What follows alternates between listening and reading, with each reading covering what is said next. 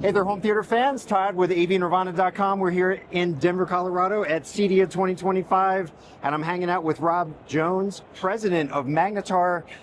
You guys had a big announcement recently, just in the last couple days, and it involves some new disc players, and I know physical fans out there are really interested in learning about what you guys are bringing to market. So I wanted to talk to you today a little bit about the backstory behind what's happening in the industry when it comes to disc players, and then dive into this beauty that's right here. So from Magnetar's standpoint, you know, what Magnetar is a vanity brand of an OEM who's been manufacturing physical media players for more than 20 years, almost 30 years. And one of the things that it was intended to do was to address a specific market for a premium audience that not only checked the box of being a physical media player for 4K Blu-ray and that, but offered a utilitarian solution to dealers and customers that gave them the ability to play SACD, DVGA, networked media, attached media via USB or any disc,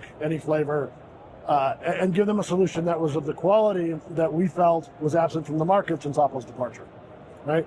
And what we've been blessed with is the branding of the successor to Apple.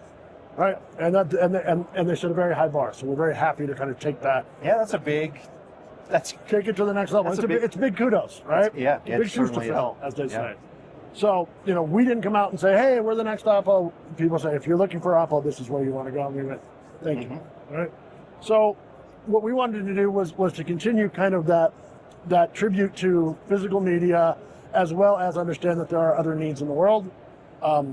And that included the network side of things. And you know, a lot of people, especially kind of the higher end premium customers, spend time doing their own rips, have their own stored files, their own media libraries, not shut them out, and give them access to be able to have one solution versus a separate SACD player and a separate Blu-ray player and a separate, kind of give a utilitarian solution. And by the way, that's a big deal.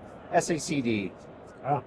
Even the new disc players that have come out, I'm not going to name any company names, but there's a new one that was recently released. SACD is absent because it takes a little extra, right, to have that operation in there. You guys still deliver on that. And we also deliver multi-channel SACD via the analog outs as well, which is important, right? Yeah. So you get the hybrid SACDs, and we know that there are customers out there that have large libraries that invested heavily, and the opportunity for them to be able to enjoy that library is just shrinking and shrinking and shrinking, right?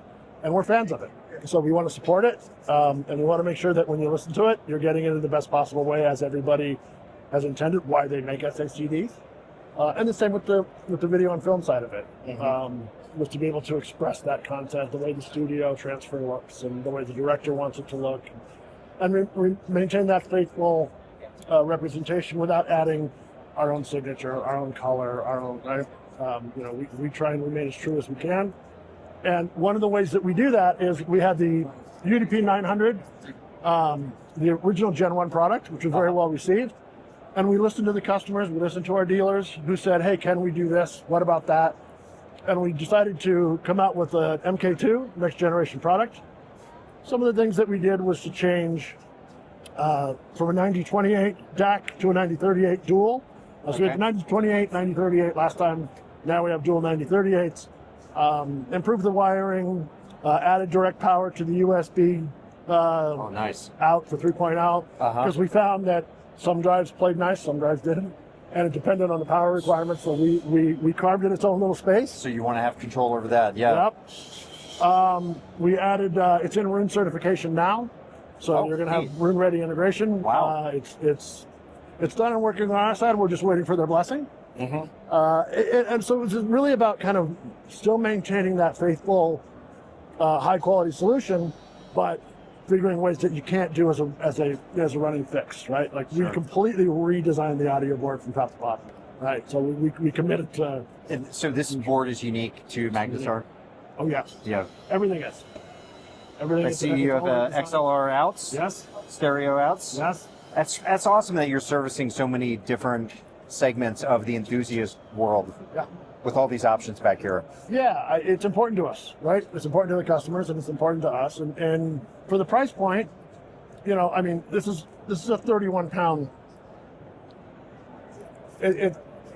This is a product that was built with intent, right? Yeah. This wasn't meant as an afterthought. This wasn't meant to, oh, hey, let's look at this opportunity. And this was a product that was thought about, and the engineering time was put into it, and the design was put into it to ensure that you're going to have this thing for a long time to come, and it's going to be faithful to you. So we talked a little bit about the, I guess you could say, electronics on the inside. One thing that I thought was really interesting is the disc player. Now we did have it was either a member commenting on our forum for the launch article, or it was someone on Twitter commenting on a retweet, and I can't remember which it was. They were asking about disk load times. Yes. And you had said disk load times should be relatively the same as in the Should past? be relatively the same. What we focused on was that in the world of discs, there's a lot of variances, right? Especially when you look at some of the older discs compared to the newer discs, and then you're looking at the size of the disc, 4K, triple layer, double layer. God, why couldn't I say that? And what you would find is you would put one disc in, and it's quiet. Yeah. And then you put another disc in, and you can hear it from across the room. And why is that? Yeah. Right? So one of the things that we wanted to focus on was making sure that we could have as much tolerance as we can with the variances in discs that are out there, and yet remain faithful to the signal output, right? And people will say, well, it works in my Sony, but I have problems in here. And I say, yeah, our tolerance, admittedly, we ask a little bit more of the disc, right? Because we ask a little bit more of what we're putting out from the disc. So the tolerance levels of our reader, and it's a Sony reader, but it's our implementation of the Sony reader, right? So what we tried to do was create a solution that, for this MK2 especially, that focused more on noise reduction, error correction, improved readability, not so much focusing on getting you a faster load time, but making sure that once it did load, it stayed loaded. It's gonna, yeah, exactly. You're talking about, discs that warp. Just, I guess the way I would summarize it is like a micro warp. Yeah, if you're storing your discs improperly or in a book or something like that, you can get a situation where you're going to get some wobble. Yeah, one thing we're very committed to, our support infrastructure is very strong, right? So if we have a customer who says, hey, I'm playing this disc and I'm having this problem, we go buy the disc, we put it in, and we look for it. And we will measure the disc. And we've seen the same factory, same title have disc variances that are enough to cause problems, right? Sometimes you would be surprised it's the amount of ink on the top of the disc, right? One side's inked heavier than the other. Like you have the silver tops, those are usually okay. Yeah. But sometimes you get the full ink and then you have heavy black on one side. And, sure. And that little bit can cause either noise. Noise is vibration. Vibration is read. Read is an error. How quickly can we correct that without? That's amazing. Right? There's a lot that goes into it. That's really cool. So more silent operation overall. Better readability. And more disc friendly, it sounds like. Yeah. Better error correction. When are these available for purchase? We're still doing kind of tweaks and fixes, but it'll be before the end of the year. Oh, wow. Yeah, we're trying to get this out for Q4. Q4. Yep. Hopefully Q4, and they'll be available through all the regulars and we have a dealer locator on our site. Okay. All of our dealers are direct. We don't have any distributors currently. I wanted to build the company based on what we felt was a better solution from a direct to customer, right? So if we want our dealers to know that if it's Saturday night at 7 o'clock, you're going to get us on the phone. We're not offshoring. You're not going to have the manual, read it. You're going to get somebody, because we look at it as you've invested in this. You're going to sit down in your beautiful home theater, and it's a family moment. Yeah.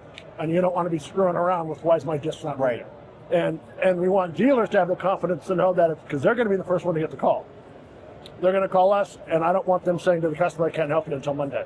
So we're 24/7 email. Our dealers have access to our phone. We have a 24/7 service. They'll get us. Cool. Right. So yeah, we make sure that the relationship with the dealer to the end customer is, and so we want as little in the middle as we can get, because that's where things get lost. We'll eventually move to a distribution partner, but for the moment, we're organic and direct. Boutique. Yeah, fantastic. So folks, you have something to look forward to. Just a few months from now, we're not that far off. Not that far off. And hopefully we'll actually land this year so people can start enjoying these. Absolutely. And we have our Gen 1 product out there. A lot of our stuff was audio based. Right?